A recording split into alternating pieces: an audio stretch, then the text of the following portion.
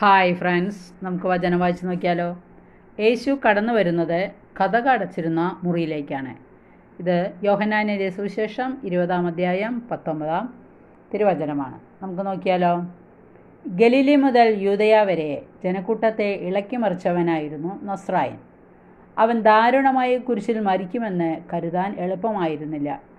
മരണത്തിൻ്റെ അഗാധത്തിലേക്ക് നിശബ്ദം പോയ യേശു മരണത്തെ തോൽപ്പിച്ച് ഉയർത്തെഴുന്നേൽക്കുമെന്ന് കരുതുകയും എളുപ്പമായിരുന്നില്ല.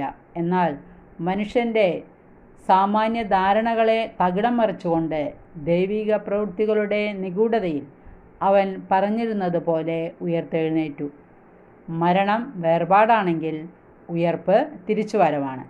തൻ്റെ വേർപാടിലൂടെ ദുഃഖിതരും അസ്വസ്ഥരുമായ ശിഷ്യർക്ക് ഉത്ഥാനത്തിലൂടെയുള്ള തിരിച്ചുവരവ് ആശ്വാസം നൽകുന്നു.